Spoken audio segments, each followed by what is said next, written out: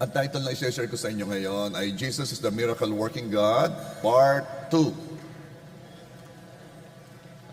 Last Sunday, pinag-usapan natin yung dalawang binuhay ni Jesus, isang binatang lalaki at saka isang babae. Ngayon naman ay pag-uusapan natin ang binuhay ni Jesus, ang pangalan ay Lazaro. At sa biyaya ng Diyos, makakuha tayo ng golden nuggets of wisdom. At saka alam ninyo, kapag laging himala ang pinag-uusapan natin, ito ang naman manifest. Kung anong pinipreach lagi, yun ang nagaganap. Kaya tayo nagpipreach lagi ng mga himala. Why? Because we need miracles in our lives. Amen ba? So let's start. John 11 verse 1. May isang taong nagangalang Lazaro na nagkasakit. Nakatira siya sa Betania kasama mga kapatid niyang sina Maria at Marta.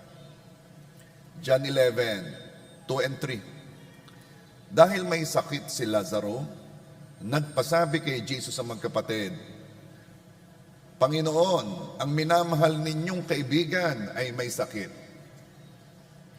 Okay, kuha tayo ng mga golden nuggets of wisdom dito sa pangyayaring ito, dito sa istoryang ito. Kaya mahalaga, kasi mula-simulaan pa lang you're listening intently para huwag kayo mawala sa istorya. Una natin nakita dito, we must be a beloved friend of Jesus. Dapat tayo maging minamahal na kaibigan ni Jesus. Bakit? Kasi pwede Sabi dito Panginoon, ang minamahal ninyong kaibigan ay may sakit. Minamahal ninyong kaibigan. Hindi basta kaibigan a beloved friend. Jesus is not only our Lord, God and Savior. He can also be a very close friend. And John 15:15, ito ang nagsasabi. Listen, hindi na kayo itinuturing ng mga alipin sapagkat hindi alam ng alipin ang ginagawa ng kanyang Panginoon. Sa halip, itinuring ko kayong mga kaibigan sapagkat sinabi ko sa inyo ang lahat ng narinig ko sa aking Ama. Wow! Noong una, tayo ay kung ano lang ang gustong sabihin. Pero ngayon, ipinaalam ni Jesus lahat ng narinig sa Ama. Bakit? Kasi itinuring tayong kaibigan. Si Lazarus ay close friend ni Jesus.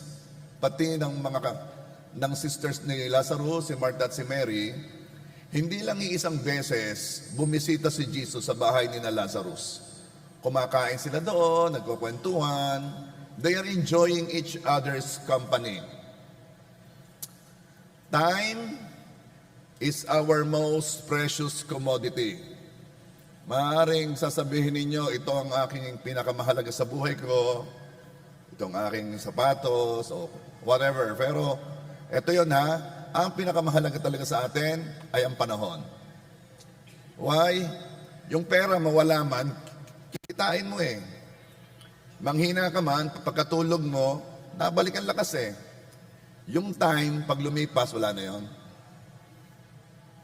Kaya napakahalaga ng bawat time. And you can only be in one place at one time. Ibig sabihin, kung nandito ka, wala ka sa laiya. So, mahalaga ang time.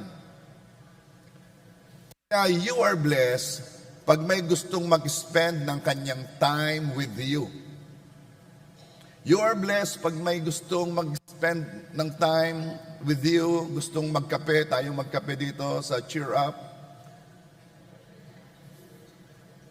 Bakit? Kasi willing siyang gugulin ang pinakamahalagang meron siya. Ano ba naman yung ililibre ka? Mamaya naman meron na uli yung pera.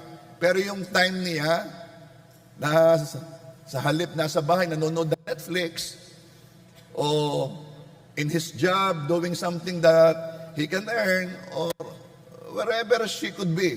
Sa halip na nandun siya, nasa iyo siya. Spending her or his time with you.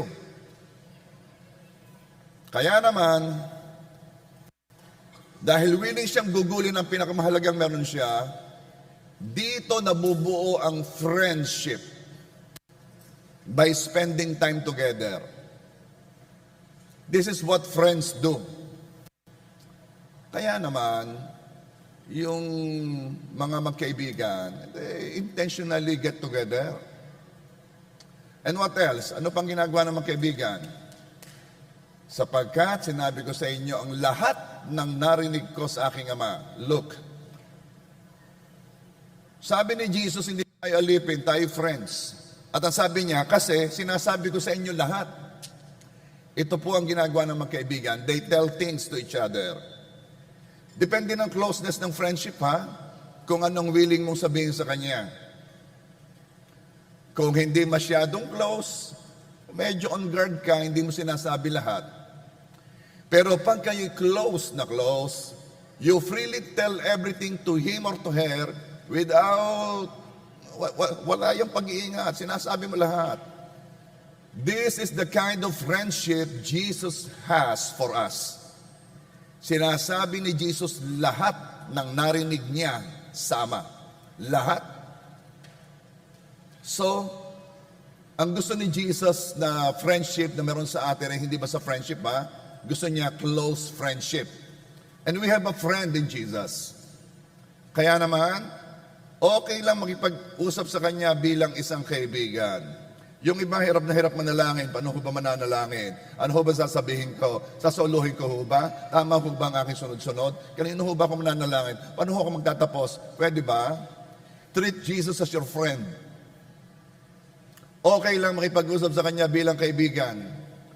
Huwag kang laging takot at takot, baka masira ang iyong formula, baka masabi mo yung mali. No. Alam mo yung mga magkakaibigan, they freely talk. At ganon, pwede kang makipag-usap kay Jesus, na-relax ka lang, hindi takot. Hindi ka huhusgahan, hindi ka i-check, hindi ka i-correct. Just be a friend. Because Jesus is a friend. At pwedeng lumalim pa ang friendship kay Jesus. Paano po? By spending more time with Him. Doon lumalalim ang friendship pag kayo lagi magkasama. Pwedeng lumalim ang friendship kay Jesus by listening to His Word, meditating on His Word, like what you are doing now. Nakikinig kayo sa paghayag ng salita ng Diyos, ibig sabihin, gusto nyo lumalim ang friendship nyo kay Jesus. And what else? By thinking more about Him. Di ba yung magkaibigan, kahit sila yung magkahiwalay o hindi sila magkasama, biglang may maiisip, yung isa na sinabi nung isa, napapatawa na. Because that is thinking about his or her friend. So, ano po ang dating niya sa akin? Ito yon. Kapag may nangyayari sa buhay mo na nagtutulak sa iyong mag-spend ng time kay Lord, it means gusto lang ni Lord lumalim ang friendship niya sa iyo. Ulitin ko ha. Akala kasi natin ang mga problema basta nangyayari na walang purpose no? Pag may nangyayari sa buhay mo na nagtutulak sa iyong mag-spend ng time kay Lord, compared dati napaka-busy mo sa mga ginagawa mo, parang napaka-importante, no? Parang pag hindi mo nagawa yan, titigil ang pag-inog ng mundo. At biglaan na lamang may nangyari na nagtulak sa iyo to spend time with God. Ano ngayon ang nangyayari? It means gusto ni Lord palalimin ang pagiging magkaibigan niyo. Merong gusto maging kaibigan ay medyo bigatin. Kaya yung si Sister Baby ay gusto kong kaibigan yan, ay bigatin yan Yan ilang kagang pounds. Bigatin. Minsan, nahihiya tayo kasi hindi natin alam kung tanggap ba nila akong friend. Kaya, bilang na bilang ang kilos natin, guarded tayo, hindi tayo relax, ayaw natin kumilos na friend-friend. Bakit? Kasi naman baka feeling close lang ako Mas maganda sana kung sila ang unang magturing o magpahalata, natanggap niya akong friend, di ba? Okay, I understand you. Pero remember this, Jesus is the one who called you friend. Hindi ikaw ang tumawag kay Jesus na friend. Hindi mo nga alam na pwede siyang friend eh. Akala mo lang, Panginoon, Savior, tagapagligtas. Yun lang alam mo. Pero sinasabi ni Jesus, teka ha, hindi ko na kayo tinuturing na alipin. Ang alipin hindi nila alam ang ginagawa ng Panginoon nila. Kayo'y tinuturing kong kaibigan kasi sinasabi ko lahat sa inyo ang naririnig ko sinasabi ng Ama. So Jesus was the one who initiated friendship. Siya nag-initiate. Gusto ni Jesus na close friend tayo. Kaya pwede kang lumapit kay Lord. Siya ang pinakabigatin sa lahat. Siya ang pinakamataas sa lahat. At pwede kang lumapit sa Kanya nang hindi nahihiya. Bakit? Kasi siyang nauna. Siya ang nag-initiate ng friendship. Amen ba? Sabihin mo sa katabi mo, I am a friend of Jesus. Okay, now, ibang friend sa beloved friend. Iba pa rin ang friend kaysa sa friend-friend. Yung minamahal mong kaibigan. Kahit si Jesus meron siyang 12 disciples, pero meron siyang 3 na nasa kanyang inner circle. Si James, si Peter, si John. At doon sa 3, iba pa rin si John. Kaya ang tawag sa kanya, John the Beloved. Laging nakahilig sa balikat ni Jesus. Iba pa rin ang friendship. So anong ibig ko sabihin? Pwedeng lumalim pa ang friendship kay Jesus. Maaring lahat tayo ay friend na ni Jesus. Nag-initiate si Jesus ng friendship. Pero pwedeng magkakaiba ang closeness ng friendship natin sa Kanya. Uulitin ko, ginawa na ni Jesus ang unang hakbang para mapalapit sa atin.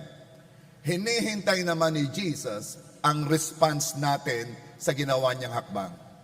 Gusto niya makipagkaibigan, ikaw, gusto mo ba? Opo, so anong gagawin mo? Spend more time with Him.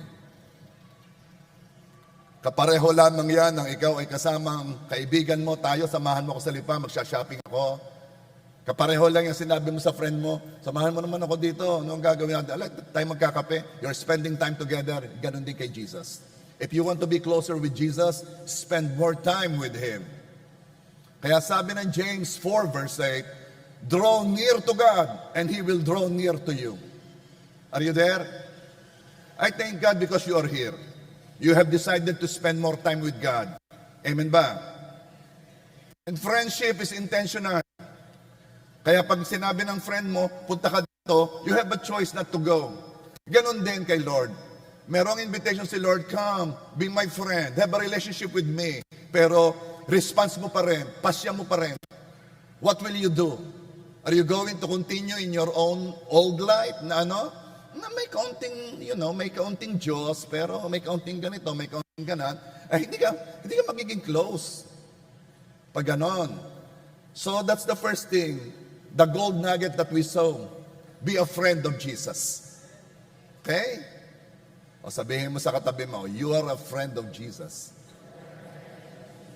Yes. Katulad ni Lazarus, he is a friend of Jesus, the beloved friend. Padalwa, golden nugget, wisdom. Know that God uses problems to reveal Himself. Kapag may humihingi ng prayer sa akin, ang sinasabi ko, Lord, I pray, reveal yourself to him or to her more. Kung na-reveal mo ang sarili mo sa Kanya before, nakita niyang ikaw ay mabuti, Lord, reveal more. Ipakilala mo yung sarili kasi the more nakikilala mo si God, the more ikaw ay nakakapagbigay ng luwalhati sa Kanya. The more nakaka-worship ka, the more nakakasunod ka. Ang problema ng maraming Kristyano ito, kulang ang pagkakilala nila sa kanilang Diyos. Kaya napakahina sa mga pagsubok Okay, let me continue.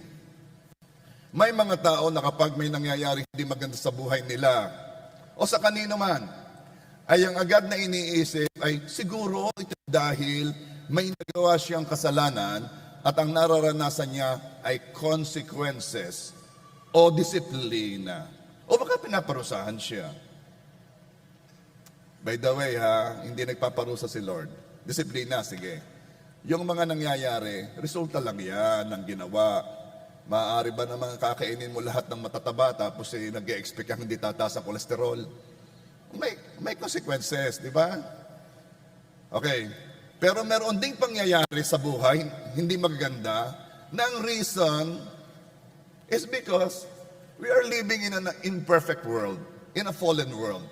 Ano kang gagawin eh? Hindi naman perpektong mundong ito talagang ang paso nababasag, nagagato ang sapatos, hindi mo na nga sinusuotin, nasisira. Talagang ganun eh. We're living in an imperfect world. Pero, ito ang gusto kong bigyan ng diin. Meron din ng purpose ng mga hindi magandang bagay ay maparangalan ng Diyos. Ano po? Ang purpose ng mga problema o hindi magandang bagay na nangyayari sa iyo ay maparangalan ng Diyos. John 11 verse 4. Nang marinig ito ni Jesus, ay sinabi niya, hindi niya ikamatay ang sakit na ito. Talking about Lazarus. Nangyari iyon upang maparangalan ng Diyos. At sa pamamagitan nito'y maparangalan ang anak ng Diyos. What? Nangyari yung sakit ni Lazaro para maparangalan ng Diyos? Meron bang ibang paraan? Well, again, ulitin ko, we're living in an imperfect world, ano?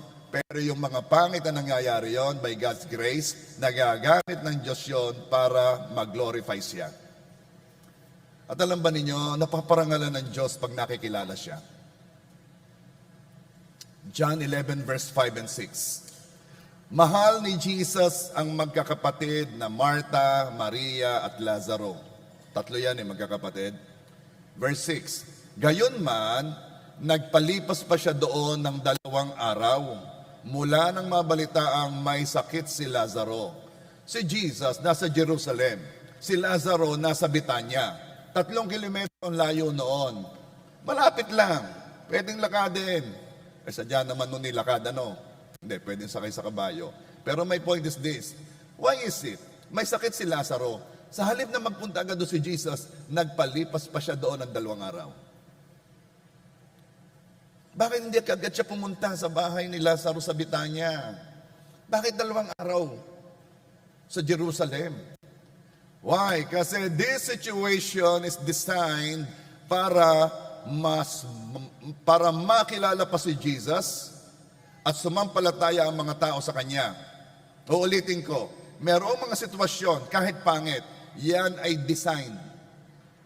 Yan ay talagang set up para lalo pang makilala mo si Jesus at sumampalataya sa Kanya. Hindi niyo napapansin kapag may problema, mas malimit manalangin?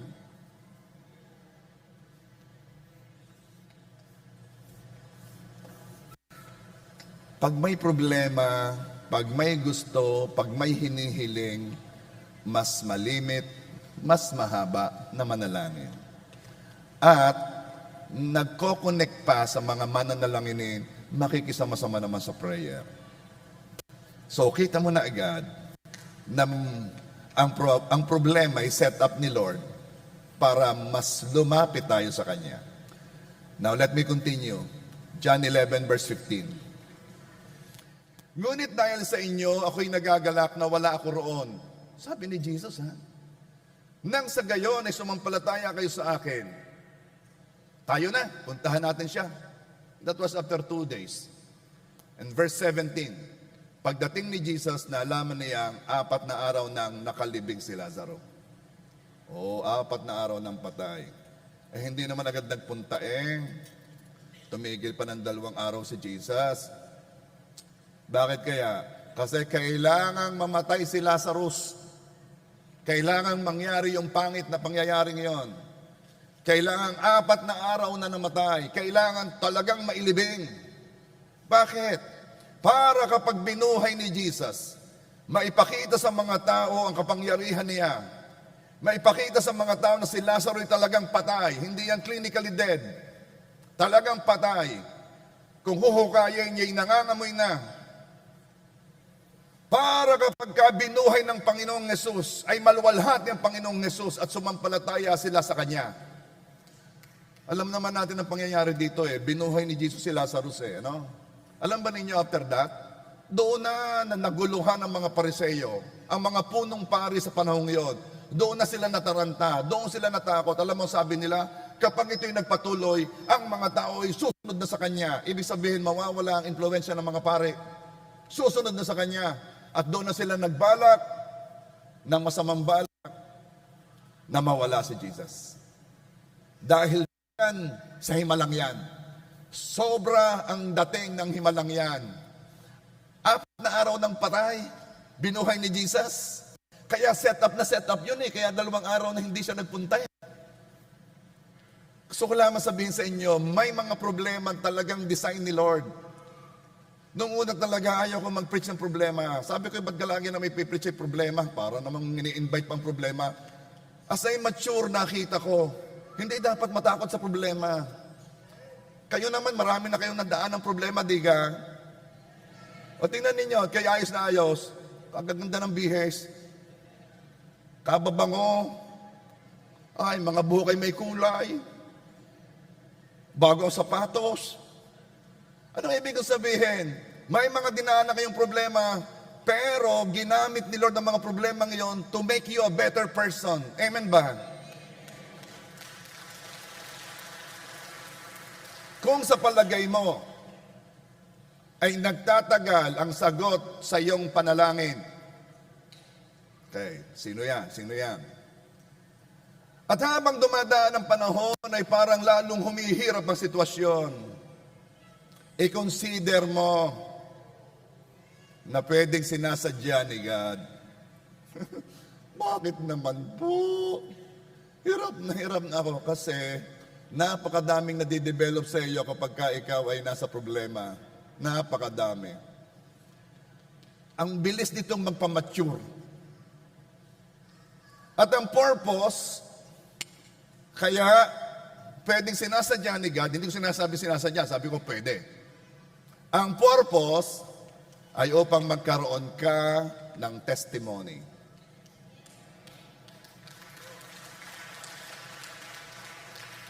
Napakatagal kong nanalangin, bata pa ako'y nananalangin ako na sana'y makapagsalita ako na hindi natatakot, na ako'y mauutal. Napakatagal, sobrang tagal. Hanggang dumating na ang time, din ako nananalangin. Hindi mo sinasagot eh.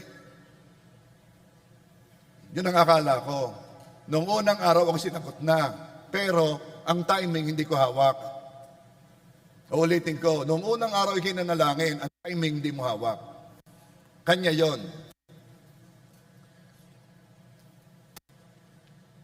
At noong ako'y binigyan ng Diyos ng kakayanang magsalita ng hindi natatakot na mautal, praise God, meron akong naunawaan tungkol sa testimony. Una, ang testimony ay para kay God.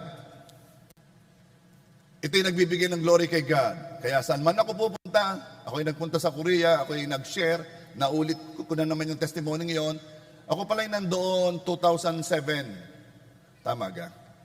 2007 nga ga?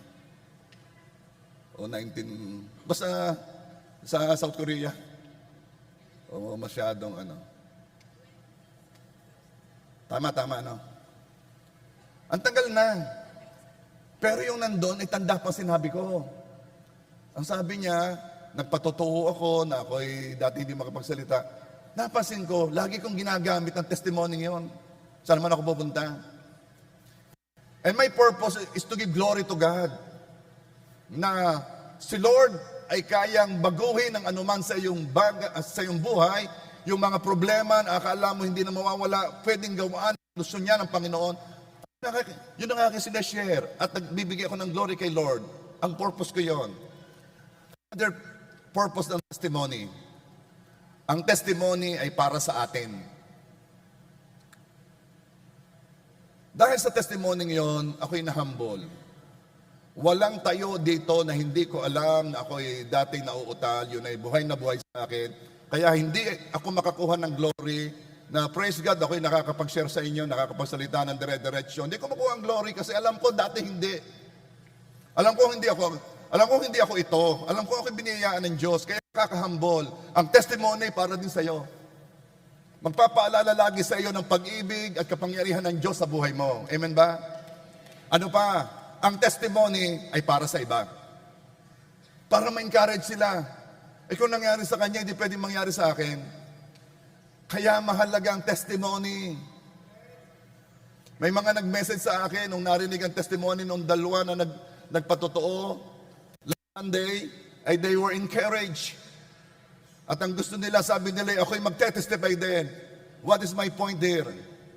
Mahalaga ang testimony ng iyong buhay. Kailangang meron ka. Kailangang meron ka. Kailangang meron ka. Pinagdaanan kayo ni Lord. May dinaanan kang sitwasyon ng buhay na napakahirap at nasasabi mo kung paano ka iniligtas ng Diyos, iningatan ng Diyos, sinamahan ng Diyos, tinulungan ng Diyos, and that is your testimony. Alam mo ba kung gaano kahalaga ito? Ito yung nakasulat sa Revelation. Alam mo bang dito nagtagumpay ang mga Kristiyano? Revelations 12:11. And they overcame him. Ibig sabihin si Satan. They overcame him by the blood of the Lamb and by the word of their testimony. And they loved not their lives unto the death. By the word of their testimony. Kaya pala si Paul na napaka-learned, si Paul na napaka-anointed, tuwing mag-share, hindi siya naalis sa kanyang istorya. Ako'y naglalakad sa road to Damascus. Nang biglang lumiwanag, ako'y nabulag. Tapos may narinig ako nagsasalita na nagsabi, bakit mo ako pine-persecute, Saul? At sumagot ako, sino po kayo? And that's the story. Laging yon.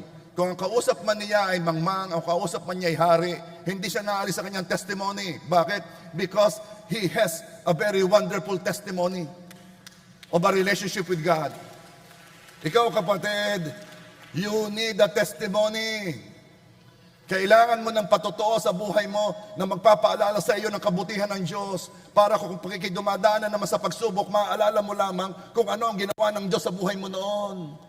Kailangan meron kang testimony para pag may kausap ka, di mo malaman na sasabihin mo, ikakwento mo lamang ang ginawa ng Diyos sa buhay mo. Kailangan mo ng testimony para kung gusto mong luwalhatiin ng Diyos, ikakwento mo lamang ang magandang bagay na ginawa niya sa iyo. Kaya merong problema dahil binibigyan ka ni Lord ng testimony.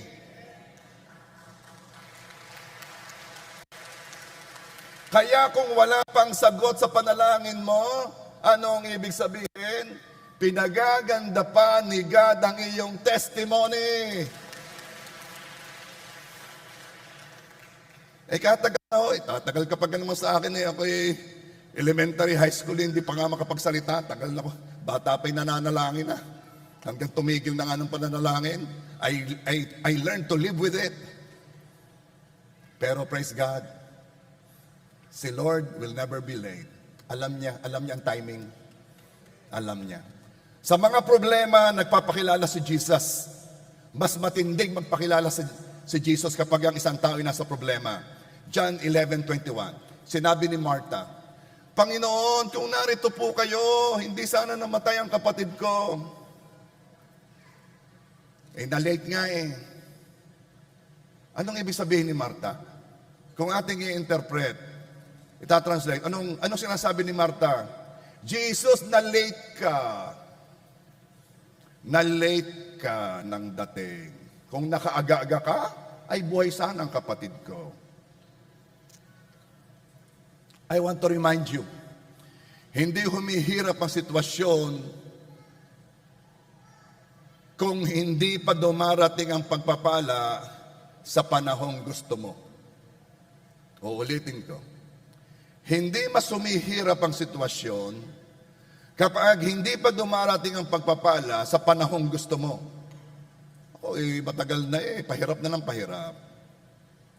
Si Lord ang magpapasya ng tamang timing, hindi tayo. Alam mo, if Jesus is your Lord, walang problema ito sa iyo. Pero kung ikaw ang Lord, at si Jesus ang gusto mong pasunodin, may problema ito sa iyo. Lord, ngayon na, ako ang magsasabi ng tamang panahon. Ako ang Diyos.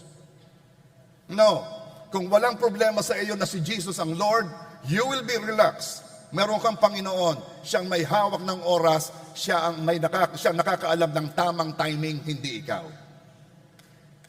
Sabihin mo sa katabi mo, tamang timing lang.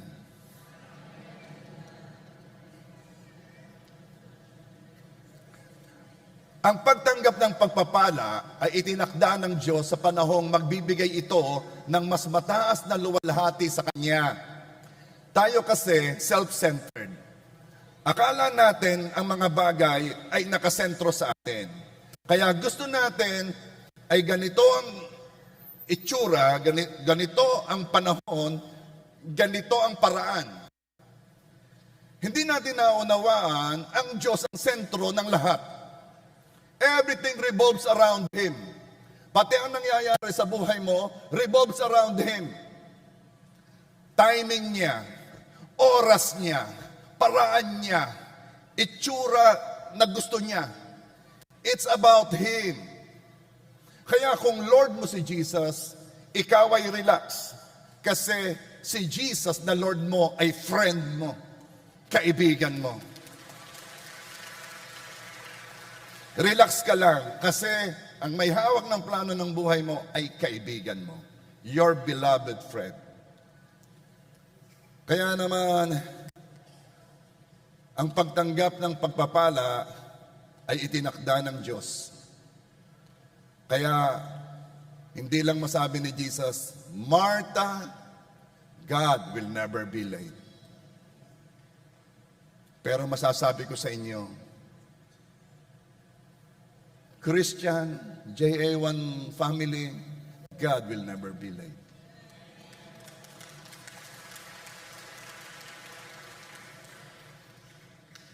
Pag sinasabi ko sa inyo, sabihin mo sa katabi mo, sinasabi mo God. Sure kayo? Titingnan ko nga ha. Sabihin mo sa katabi mo, God will never be late. Sabi ko na meron pa rin hindi iimik eh. Okay. Pastor, bakit mo ka pinapasabi yun? Ayaw ko naman ako sinasabihan ng mga gayong-gayon eh. Ba't mo sinasabi yun? Ganito yon. Kapag narinig mo, praise God. Pag narinig mo at sinabi mo, mas pasok sa puso mo yon. Hindi ko kayo pinapagawa just to do it. May purpose yun. Gusto kong pumasok sa inyo ang mahalagang bagay. Are you there? Naniniwala si Martha na kahit anong hingi ni Jesus ay pagkakaloob ng Diyos Ama sa kanya. Sinabi niya yun eh. Pero not at the extent na buhayin ni Jesus ang tao na 4 ng araw na mamatay. Sabi ni Martha, ako po'y naniniwala eh na anumang hingin ninyo sa Diyos ay may bibigay sa inyo eh. Talaga Martha, naniniwala ka? And then John 11:23, sabi ni Jesus, muling mabubuhay ang iyong kapatid, sabi ni Jesus. Verse 24 ng John 11. Sumagot si Martha, alam ko pong siya'y mabubuhay muli sa huling araw. Yes, Jesus, alam ko, kaya mong hingi niya sa Ama, ibibigay ng Ama. Alam ko mabubuhay si Lazaro ang kapatid ko sa huling araw. Ano ka mo? Martha, sinabi ko ng mabubuhay, ikaw ang nag-i-interpret ng aking salita. Ang sabi ko'y mabubuhay si Lazaro, sasabihin mo mabubuhay sa huling araw. Kaya, hindi lang masabi ni Jesus, Martha, walang imposible sa akin. At kung hindi sinabi ni Jesus ng direkta kay Martha, sasabihin ko ng direkta sa inyo. JA1 Rosario, JA1 Christian na nasa online, walang imposible sa Diyos.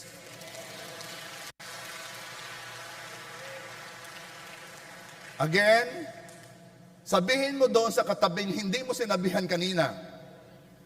Sabihin mo, walang imposible sa Diyos.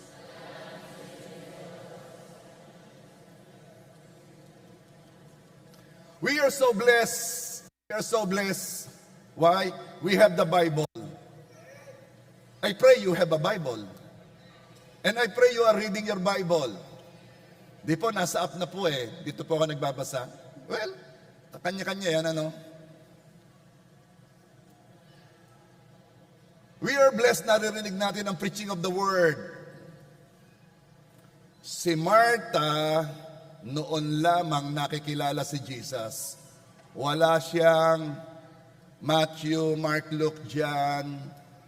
Wala siyang Acts. Wala siyang epistles. Wala. noon lang niya nakikilala si Jesus. At nagpapakilala si Jesus. John 11:25. Sinabi sa kanya ni Jesus, "Ako ang muling pagkabuhay at ang buhay. Ang sino mang sumasampalataya sa akin, kahit mamatay ay muling mabubuhay." Hindi lang masabi ni Jesus ang direkta kay Marta, "Marta, ako ang tatalo sa kamatayan. Ang kamatayan kinatatakutan ng marami. Ang kamatayan na walang nakalusot dito. Ang sabi nila, ang kamatayan is the great equalizer. Ang sabi nila, mayaman, mahirap, lahat pupunta dito. Dito nagkakapantay-pantay. Sabi naman ng iba, alay, hindi rin pantay eh. Pag namatay merong nasa musoleo, at pag may namatay naman merong itinapon lamang sa tulay. No. Pantay-pantay pagdating sa kamatayan. The great equalizer. At yan ang takutan ng lahat. Napakarami ay nagre-revolve sa paghanap sa fountain of youth. Ang daming ginagawa natin para ma-extend ang buhay, mapahaba ang buhay. Pero alam natin lahat ay darating doon. Walang nakatalo sa kamatayan until Jesus came. Until Jesus began to tell the people who He is. At sinabi niya, ako ang buhay at ang muling pagkabuhay. Anong ibig sabihin? Ako ang tatalo sa kamatayan, Marta. Ako ang tatalo sa kinatatakutan ninyong lahat. Lahat ng takot ay, ang root cause ay fear of death. Merong takot sa enclosed space. Hindi makahinga sa elevator. Merong takot sa matataas. Ang ramdam daw niya, kita niyo yung hagdan na may butas ang Ang ramdam daw niya pag nandun siya, hinihila daw siya doon sa butas. Merong takot sa spider. Lahat ng fear ay ang root cause ay fear of death. Isipin ninyo kapag kayo'y hindi namamatay. Walang takot sa mundo. Oy, titingin ka sa magkabila at may nadaan sa sakyan. Alay, hindi pa namamatay. Ito ang kalaban natin. Ito ang kalaban ng humanity. Ang kamatayan noon ay hindi natin alam. Noong hindi pa nagkakasala si Adan at si Eva, walang kamatayan. They eat everything, di sila natatakot. All of these things are good sa katawan ni Adam kasi walang kasalanan, walang sumpa. Death came noong nagkasala si Adan. Now, nire-restore ito ni Jesus, the last Adam.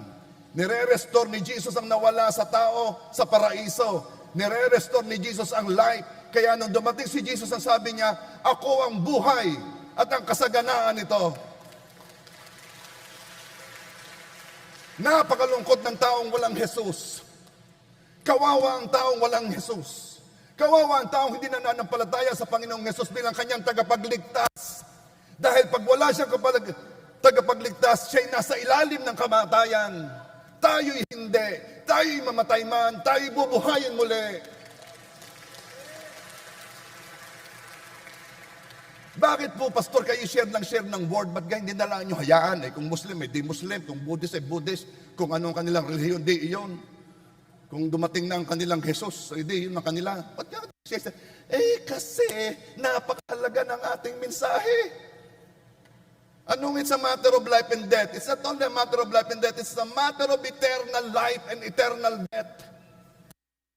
Walang katapusang kamatayan at walang katapusang buhay ang pinag-uusapan dito.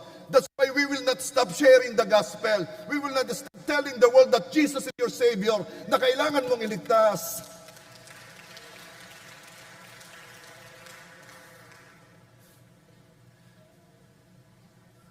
Kapag nakakakita ko ng lugar ng kasiyahan, where people are dancing, singing, laughing, nag-iisip ako, paano nila maiisip si Jesus? Paano papasok sa puso nila si Jesus? Ay pinupuno nila ang hungkag sa puso nila ng entertainment, pinupuno nila emptiness sa puso nila ng mga bagay sa mundong ito nang akala nila makakapuno sa kanila. Tatanda, at mamaya hindi pa rin ligtas. And I pray, Lord, paano? Paano ko masasabi sa kanila na what I am sharing is a lot better than what they are experiencing or what they are having? At alam mo ang sagot, isa pa rin by the foolishness of the preaching of the gospel. Pupunta ka doon sa mga nagsasayawan, nagsisiyahan, nagkakanta at sasabihin mo, ikaw ay makasalanan kapag ka hindi nagkaroon ng tagapagligtas. Ikaw ay pupunta sa lugar na kung saan ikay parurusahan dahil sa kasalanan. Pero kapag tinanggap mo ang Panginoong Hesus, ikaw ay maliligtas at kung naman mangyari sa buhay mo, ikaw ay sa langit. Yun pa rin lang.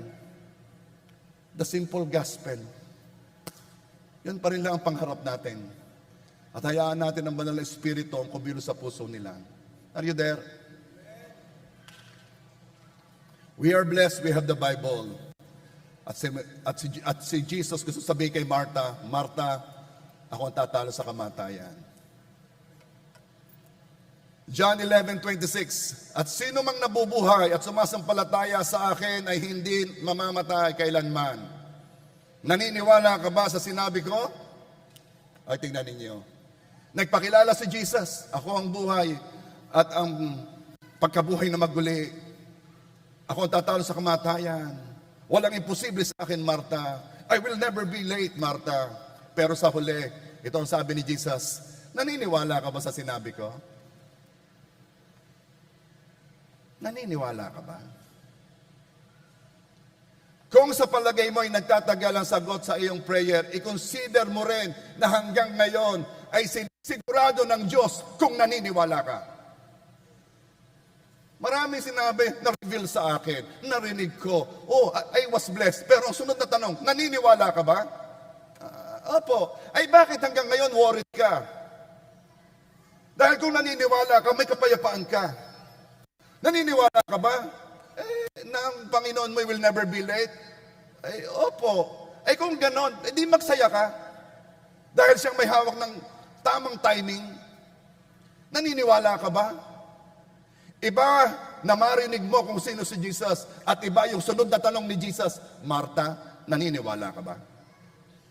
Dahil ang action mo ay lalabas kung ikaw ay naniniwala o hindi naniniwala. Oh. For by grace, we are saved through faith. Lahat ay naniniwala ka ba?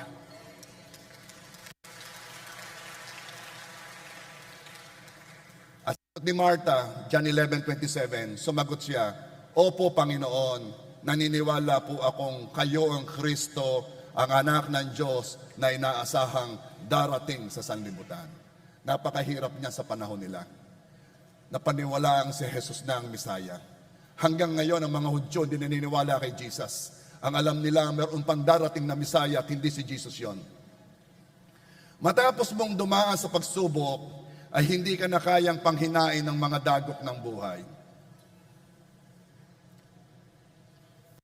Kitang-kita mo ang mga mahihina ang tuhod sa buhay.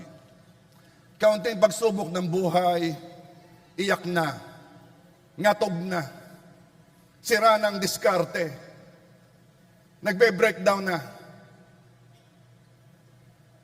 Matapos mong dumaan sa mga pagsubok ng buhay, hindi ka na kayang panghinain ng iba pang pagsubok ng buhay. Kasi naranasan mo mismo, experiential knowledge, naranasan mo personally ang pag-iingat, ang pagliligtas, at ang pagtulong ng Diyos nung dumadaan ka sa iyong pagsubok.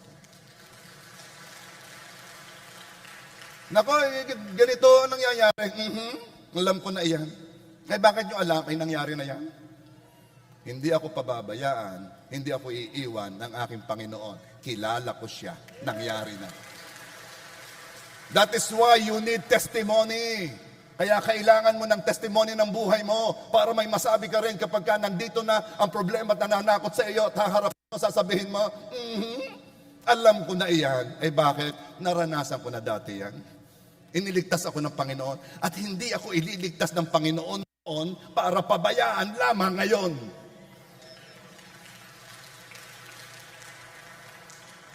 Okay. May natutunan ba kayo? Let's go number C. Call things that be not as though they were. Tawagan ang mga bagay na wala doon na parang nandoon. John 11:11 hanggang 13. Idinugtong pa ni Jesus, natutulog ang kaibigan nating si Lazaro. Noong sinabihan siya na may sakit si Lazaro, anong sabi ni Jesus? Natutulog ang kaibigan nating si Lazaro. Pupunta ako upang gisingin siya. Verse 12. Panginoon, kung natutulog lang po siya, igagaling siya, sagot ng mga alagad. Verse 13. Ang ibig sabihin ni Jesus ay patay na si Lazaro. Ngunit ang akala ng mga alagad ay talagang natutulog lamang ito. Okay. Bakit sinabi ni Jesus ay natutulog si Lazaro? Gayong patay na siya. Pastor, nagsisinungaling si Jesus. No. Anong ginagawa ni Jesus? Tinatawag niya ang magaganap habang nagsisimula pa. He is calling the end from the beginning. Romans 4:17. He is calling those things which be not as though they were. Calling things that be not as though they were ay spiritual principle. Ito po ay kilos ng pananampalataya. Tinatawag mo ang bagay na hindi naman, tinatawag mo na gayon siya, ay kilos ng pananampalataya. May masakit ang ulo. Ano sasabihin? Healed na healed. Walang laman ng wallet. Ano sasabihin? Ano? Paldo. Paldo. Parang pangalan ng tao yun. Paldo. Walang maisuot. Ano sasabihin? Punong-puno ang cabinet. Walang sasakyan. Ano sasabihin? Nagpapakarwash ako. Anong sasabihin mo? Ay, nagsisinungaling. Ay, di si Jesus nagsisinungaling. Dahil sabi niya, natutulog si Lazaro. Ano ginagawa ni Jesus? Kumikilos siya sa pananampalataya. And this is a powerful spiritual principle. It is the reason, kaya simula pa lamang, kinukumusta ko na kayo. Kaya anuman ang sitwasyon ninyo, ay ito ang inyong sitwasyon. Kumusta kayo?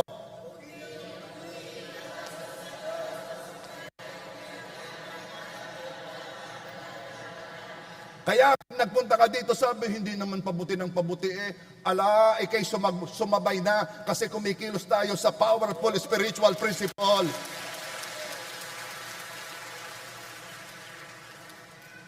Ang ibang Christian ay ayaw gawin ito kasi takot mapahiya. Kumusta ka na? Ay aray, napakadaming pera. Alay, tayo din San Antonios. Mauna ka na. Hindi ka sabi, may marami kang pera. Oo, marami nga. Anong ibig ko sabihin? Ayaw gawin na ibang Christian kasi takot mapahiya. At magmukhang weirdo. O ma-disappoint. Yun ang aking sasakyan, puti. Oh, pass out sa garahe namin. At sabi ng katabi, ano pinagsasabi nito? He is calling things that be not as though they were. Tinatawag niyang hindi na parang nandoon na. Kaya may mga anak, ang tawag sa kanilang anak, ang mabait kong anak. Ay pero kung makikita mo naman, naisip ko yung mga dagay, ang tawag ay mabait.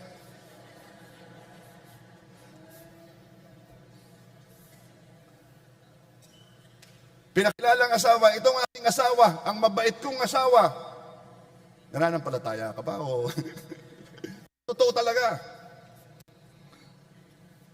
Pero ito'y kilos o imik ng nananampalataya. Ngayon, natin tinatawag na nangyari na ang pinananampalataya na natin. Alay, saka na ko i-imik, pag sigurado na, madali na. Yaan mo, pag nandyan na, isa ka. Ang nananampalataya, Wala pa, sinasabi na. Sinasabi ngayon, hindi bukas. Hindi pag maganda ng sitwasyon. Alam mo, ako'y engineer. Tatlong kuha ka nga ng borda, hindi ka nakakapasa. Ako'y engineer. Sige, amen. Sasabihin mo, ang end while you are in the beginning. Sasabihin mo ngayon na, ngayon sinabi ni Jesus na natutulog lang kahit patay na. Hindi sinabi ni Jesus nung buhay si Lazaro, nung kanyang binuhay. Sinabi niya nung patay pa. Sinabi niya, si Lazaro ay natutulog. Kaya sa mga nananampalataya, mahalaga na ang kasama mo yung nananampalataya rin eh. Yung kang marunong, para hindi kayo kontrahan. Ay, kontrahan eh. Ay, nalulugi na. Huwag kang magsalita ng ganyan. Ay, tunay naman pag ito eh. At saka yung pag ang mga kasama mo ay walang kaingat-ingat sa salita, ay naman, wala na akong ginawa kundi magkat ng magkat eh. Pag yung imik na ng imik, pag may kasama nga kayong imik na ng imik, at puro naman negative, iwan na ninyo. Ay, maaari ka naman tayo magkasama, wala na akong gagawin ito kundi kumontra sa sasabihin mo. Meron ka nag-explain. Ay, di may nakagat ng aso. Taga-RITM eh, nag-explain. Ganito yon. Halimbawa, nakagat ka ng aso. Kat. Tapos, hindi ka nagpaturok. Kat. Ito ang unang mangyayari. Tapos yung aso may rabies. Kat.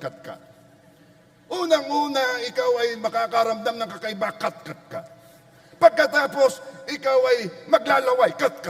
Pagkatapos, ikaw ay matatakot sa tubig. Kat. Ika'y tumigil!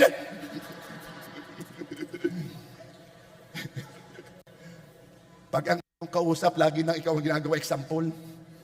Halimbawa, ikaw, wala kang pira. Ikaw nang mag-isa mo, hala ka sa buhay mo, ako'y paparinin na. Bakit? Kasi we are calling things na wala doon, na parang nandoon na. Sampulan nga natin. Yung gustong magkabahay, taas ang kamay. Okay. We will call things na wala pa as if they were. Sige nga, para ito'y maganda. Yung gustong magkabahay, tayo.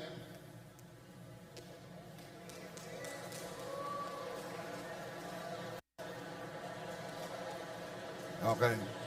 Ba? Kanina iilan ang tumaas ng kamay nung pinatayo eh. Lahat nagtaas siya. Yung pala gusto rin magkabahay, ay ay aring aking asawa, tumas na lang, hindi ako doon na rin. Okay. Hanap ng makausap. Ito'y matagal na natin hindi nagagawa eh. Ay na-preach ang word. Bahay muna. May kausap ka Sige. Sabihin mo sa kausap mo, ang itsura ng bahay mo. Sabihin mo kung anong kulay, anong pinta, nasaan, ilang kwarto.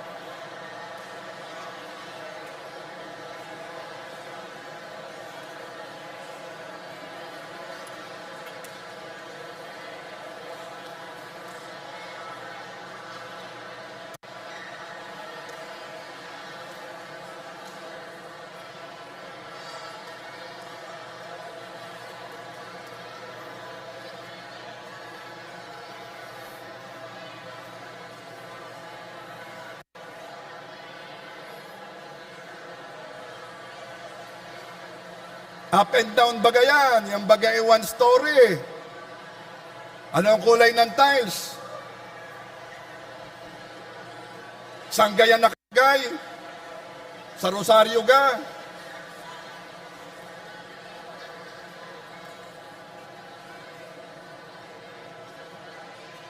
Oh. Okay. Nagkakwentuhan na ng itsura ng bahay. Sige. Sinong gusto magkasasakyan o magkasasakyan pa? Sandali. Yung bahay mo may garahe. Sinabi mo. Oh, saan mo ilalagay ang sasakyan pag wala? Ipaparada mo sa kalye. Sige kayo.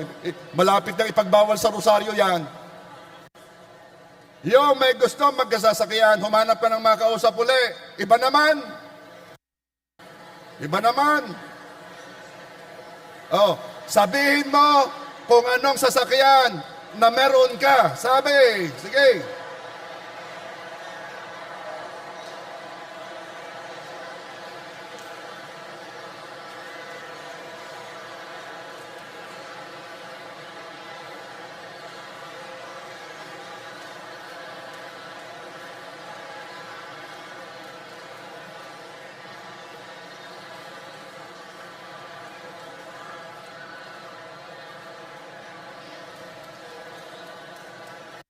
Okay.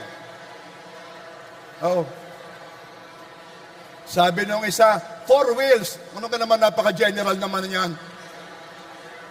Baka yan ay motor na may dalawang reserba.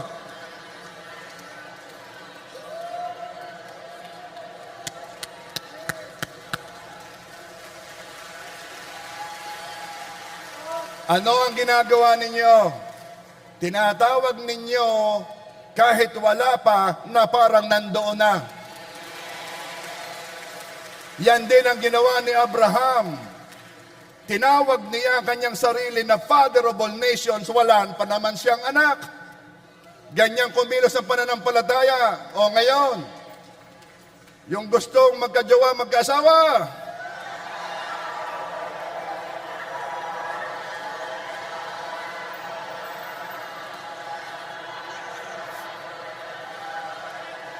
wala pa ako sinasabi gagawin. Okay. Karaming umupo. Yung mga umupo, may asawa na, may jowa na siguro yan. Okay. Isa, nakakahiya naman ko lang nakatayo. Nag-upo na. Yung gusto magka-asawa, gusto magka-jowa,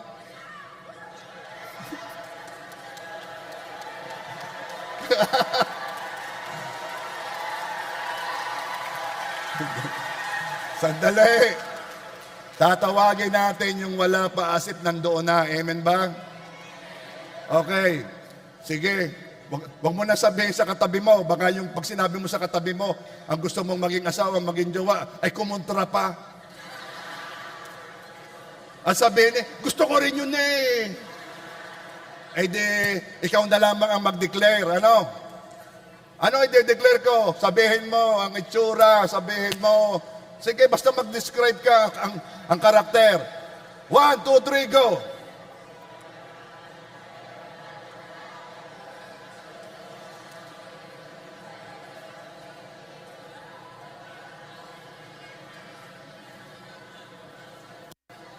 Oh. Yung mga magulang, mag-declare din kayo para sa inyong anak. Sige, pwede yon. Yung kapatid, mag-declare para sa kapatid.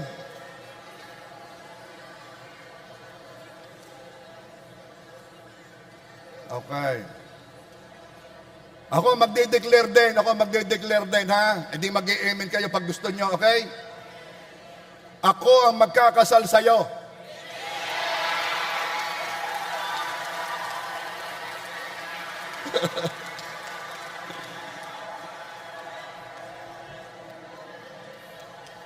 Alam ninyo kung bakit ito nagagawa natin at masaya tayo. Meron tayong pattern, ginawa ni Jesus, ginawa ni Abraham. Tayo pa naman. Woo! Sino ang gusto magka-negosyo, madagdagan ng negosyo, mas kumita pang negosyo? Sino ang gusto ma-promote o magkaroon ng trabaho? Sino ang gusto makapag-abroad? Now, ideklara mo kung nasaan ka. Kung nasa abroad ka, sabihin mo kung anong bansa. Kung gusto mo ma-promote, sabihin mo kung anong promotion. Sabihin mo kung anong negosyo. Come on, speak!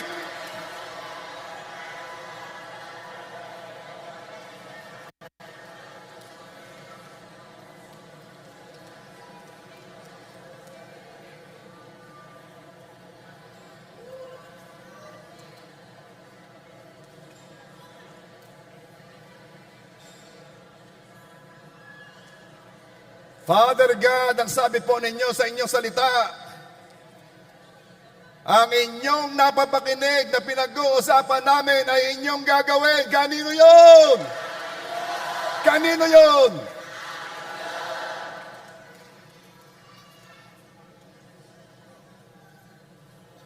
Now, pag kayo magtatanim, sasabihin ninyo ang inyong dinideklarahan, ha? Okay.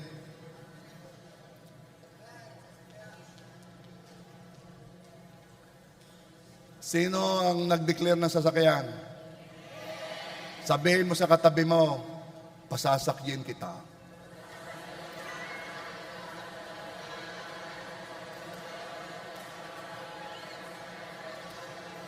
Aba, ay siyempre naman, huwag ka namang madamot.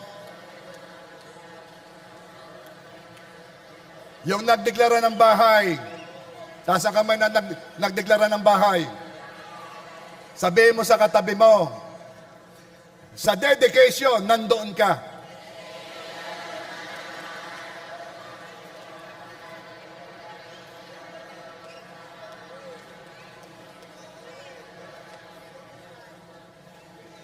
Sa nagdeklara ng higit na kita ng negosyo o promotion, sabihin mo sa katabi mo, dahil ako ay na-promote, dahil kumita ng malaki ang negosyo ko, lalabas tayo. Yee-hee!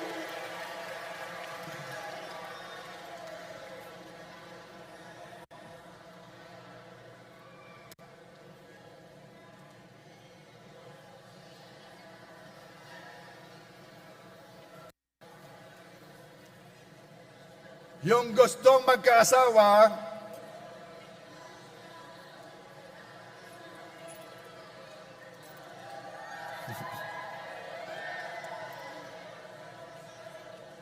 I declare Amen.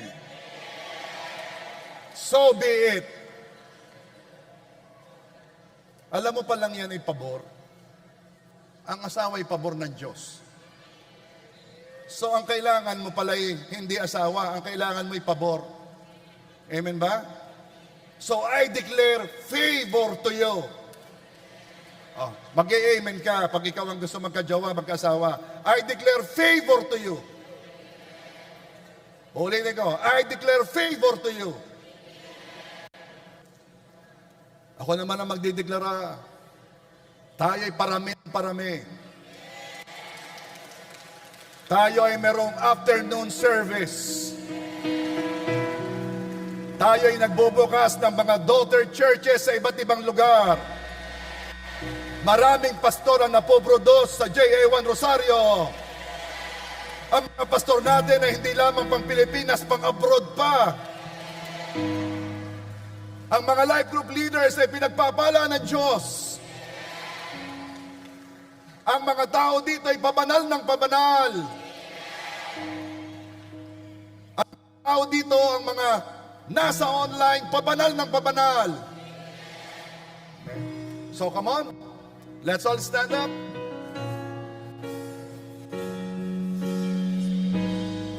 Be upon you in 1,000 generations, in your family, in your children, and the children, and the children. May His favor be upon you in 1,000 generations, in your family, in your children, and the children, and the children. May His favor be upon you in 1,000 generations, in your family, in your children, and your children, and your children. May His favor be upon you in 1,000 generations, in your family, in your children, and the children, and the children. May His presence go before you and behind you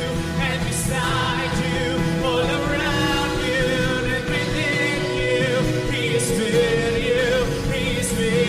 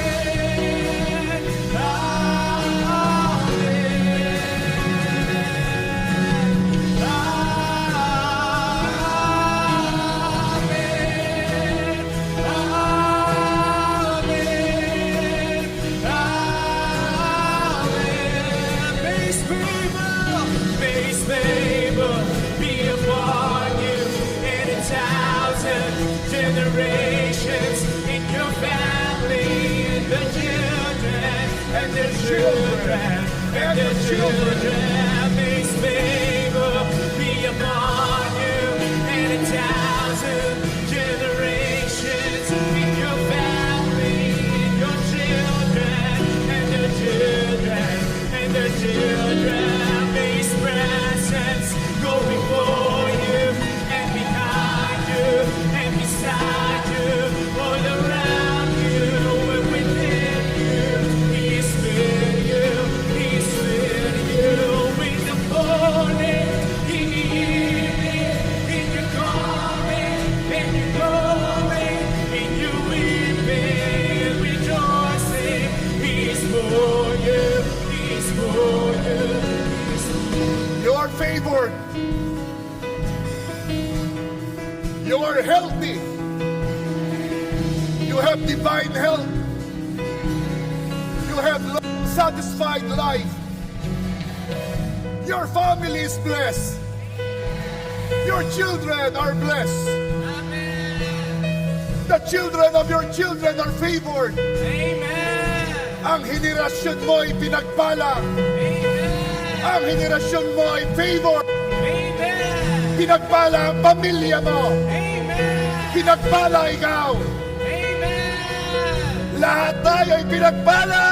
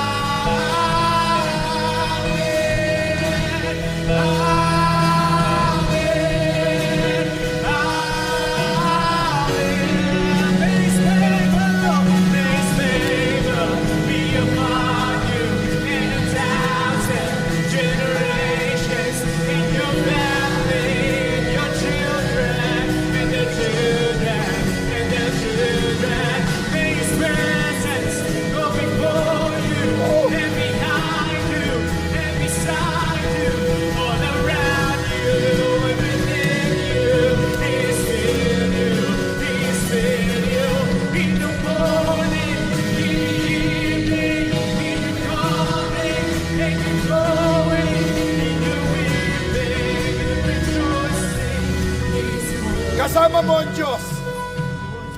Kasama mo ang Diyos. Ang presensya ng Diyos ay nasa iyo. Ang presensya ng Diyos ay nasa pamilya mo. Ang Diyos ay nasa unahan mo. Ang Diyos ay nasa likuran mo. Ang Diyos ay nasa tabi mo. Ang Diyos ay nasa iyo.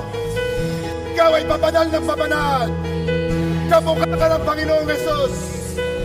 At lahat ay magsabi na,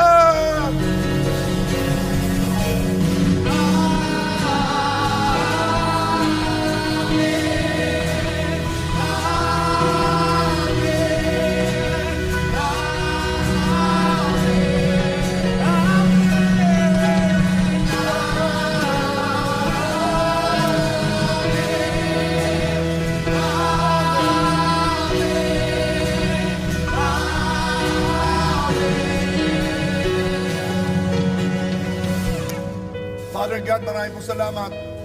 Ang iyong mga anak ay pinagpapala mo.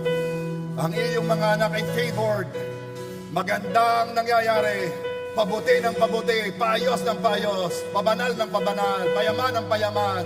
Pabata ng pabata. Salamat po, Panginoon. This I declare.